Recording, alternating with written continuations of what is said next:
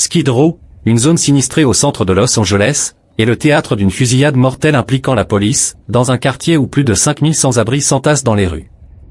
Les trottoirs sont jonchés de tentes, la toxicomanie et les maladies mentales font des ravages, et le crime atteint des niveaux records. À Skid Row, la survie est le seul objectif. Je viens à Los Angeles depuis toujours, mais je n'avais jamais vu les rues dans cet état. Aujourd'hui, je veux documenter la dure réalité de Skid Row, tout en mettant en lumière la dignité de ces personnes, car l'itinérance n'est pas toujours ce que l'on imagine. Musique. Skid Row est une zone de 50 blocs dans le centre de Los Angeles, abritant l'une des plus grandes populations de sans-abri aux États-Unis. Plus de 5000 résidents vivent dans des campements.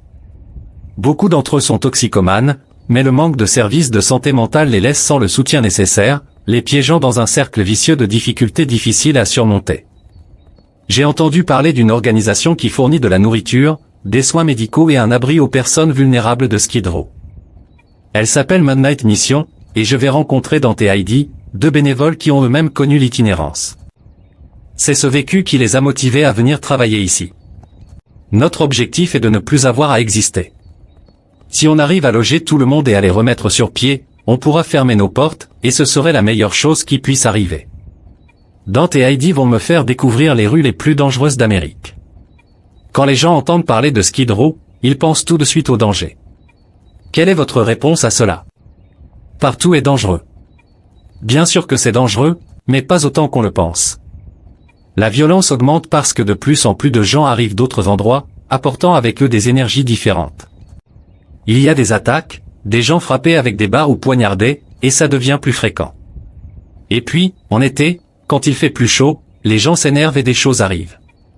Ça va, mec? Ils respirent. Nous faisons des contrôles de santé, et parfois, ils sont allongés là, en train de mourir. Vous voyez souvent des gens décédés? Bien sûr. Souvent. Lors de ma 2e année ici, toutes les 2 semaines, je venais travailler et quelqu'un avait fait une overdose dans une tente. Quand on fait les rondes le matin pour réveiller les gens, il y a parfois 2 ou 3 personnes mortes.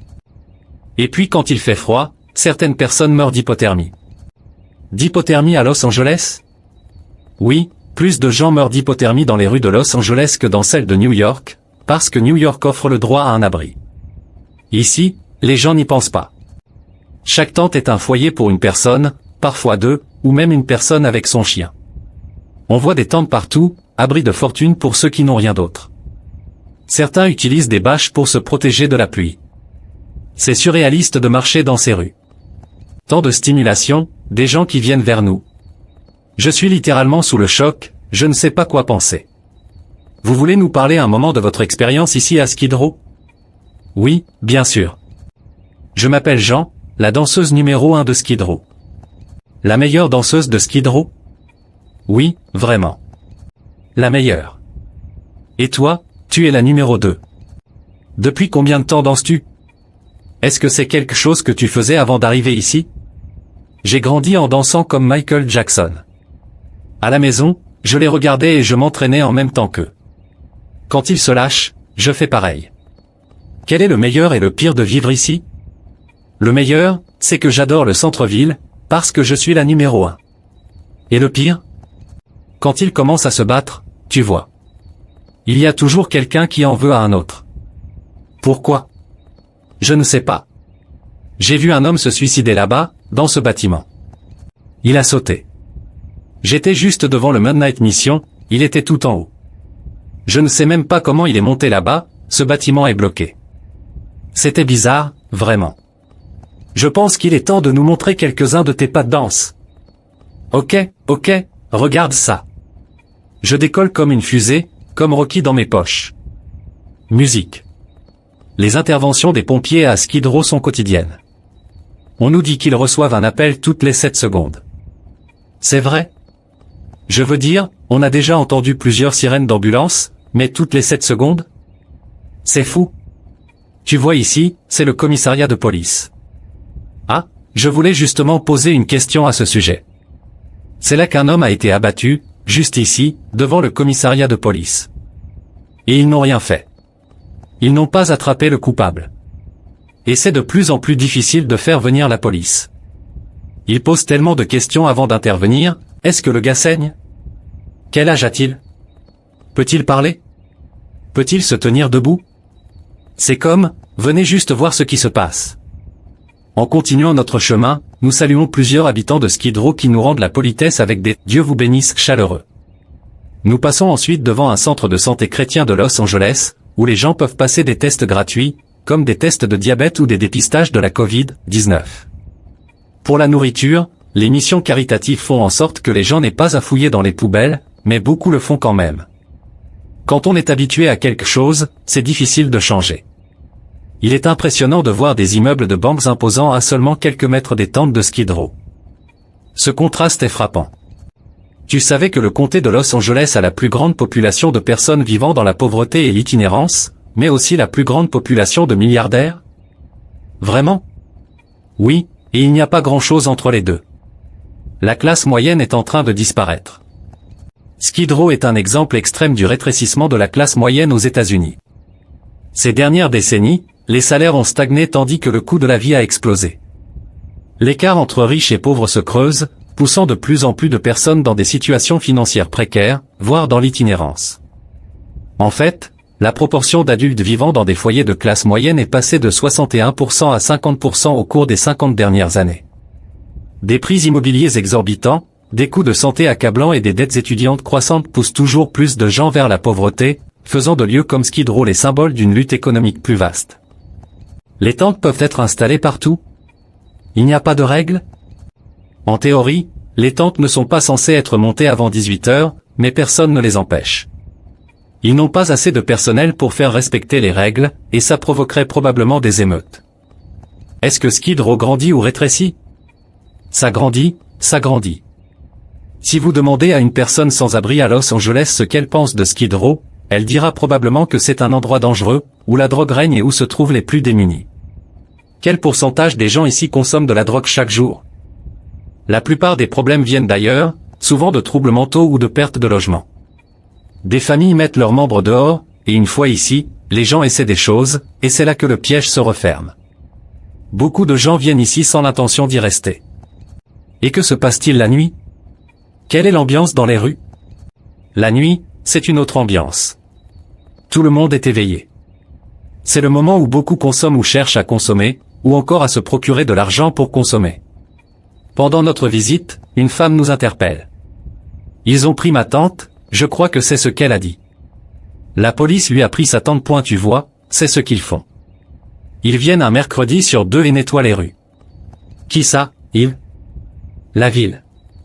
La police vient avec les agents municipaux et ils retirent simplement les tentes des gens.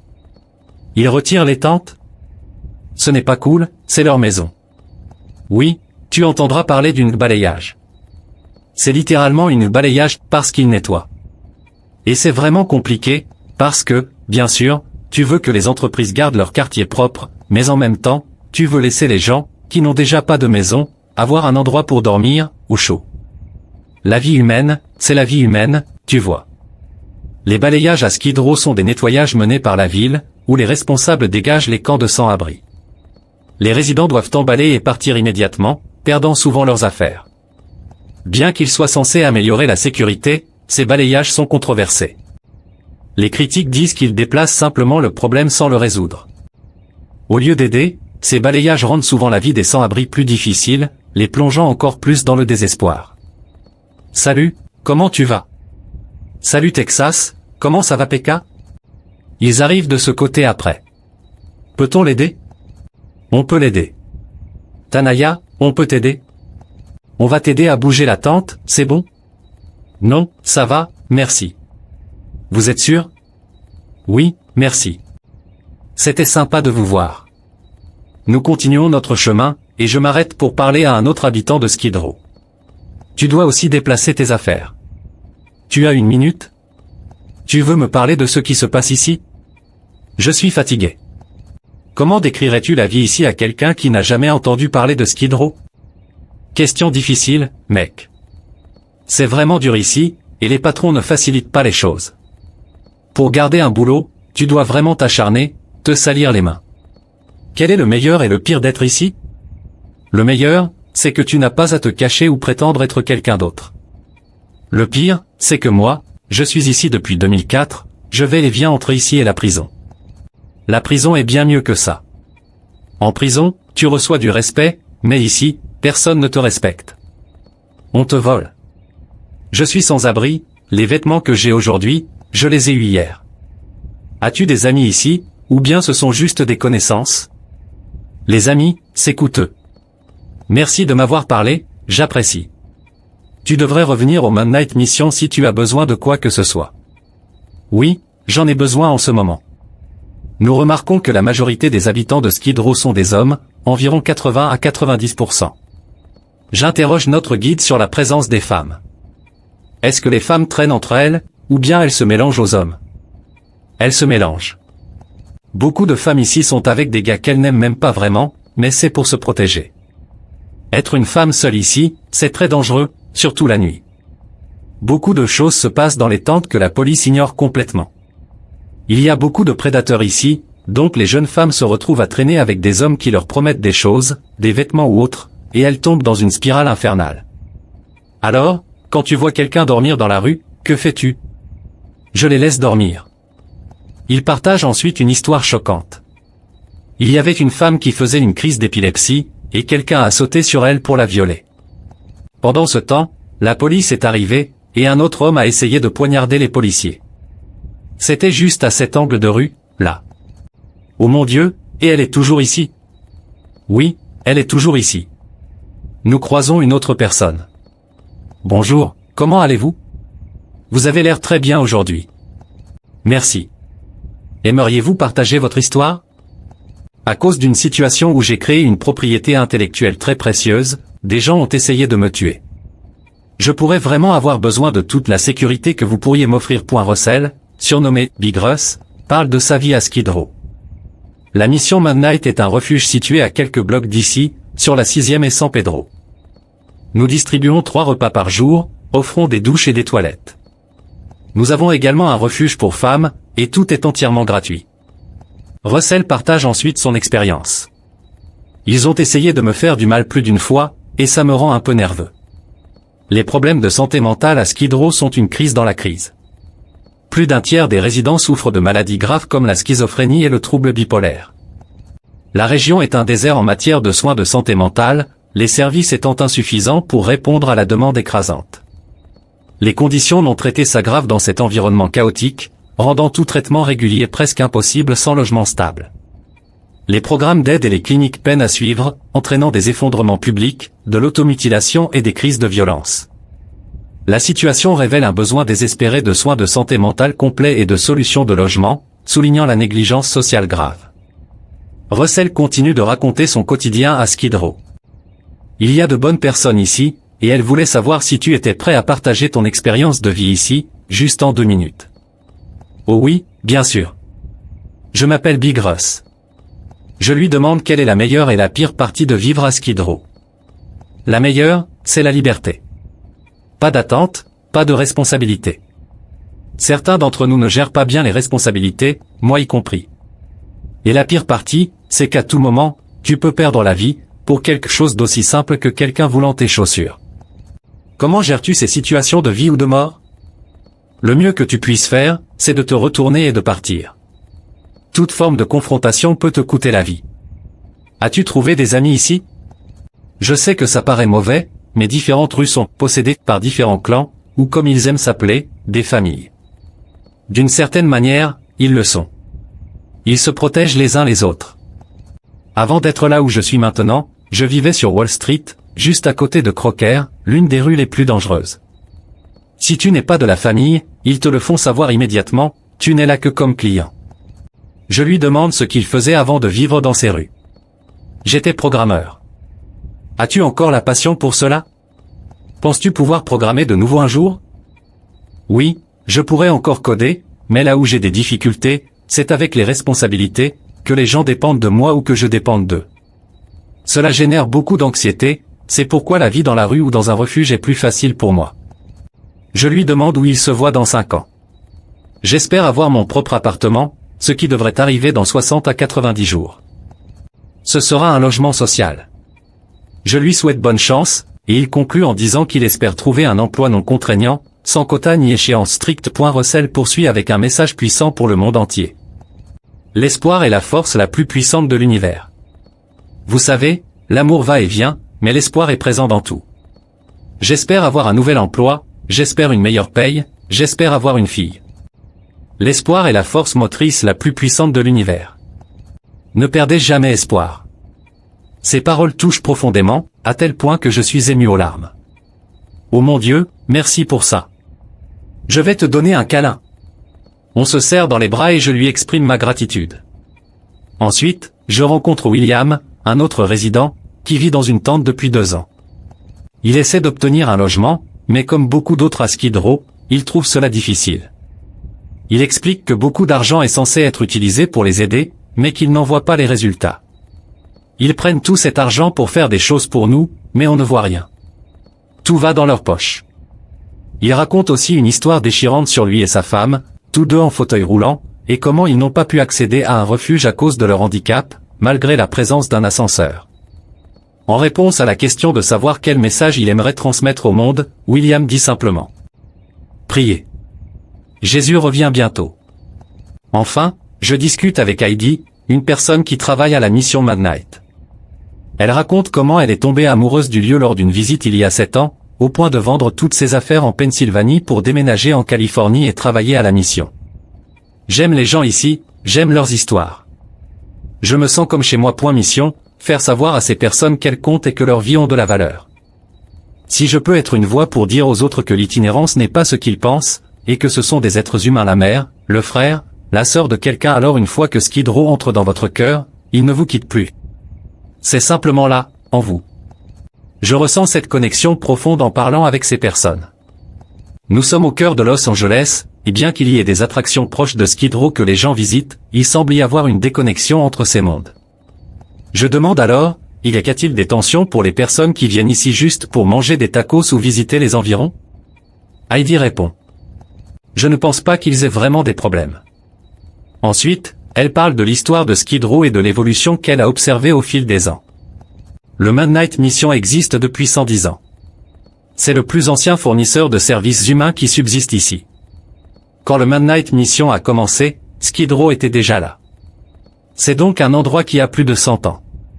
Un grand changement qu'elle a noté concerne la présence croissante de femmes. Avant, il n'y avait pas de tente.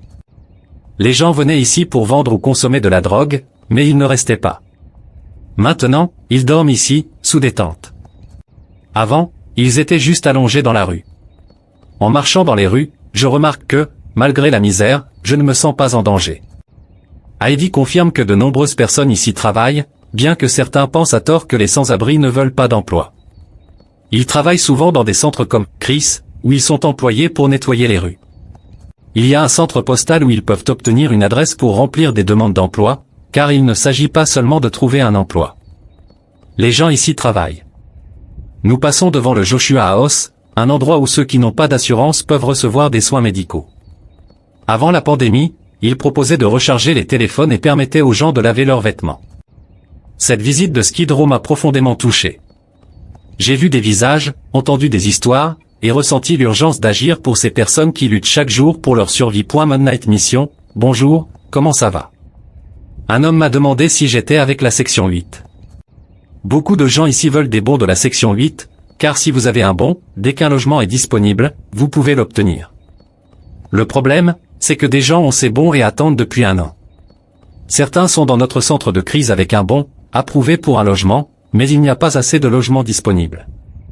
L'année dernière, beaucoup ont été relogés, mais le nombre de personnes devenant sans abri dépasse celui des personnes que nous pouvons reloger. C'est impossible de rattraper.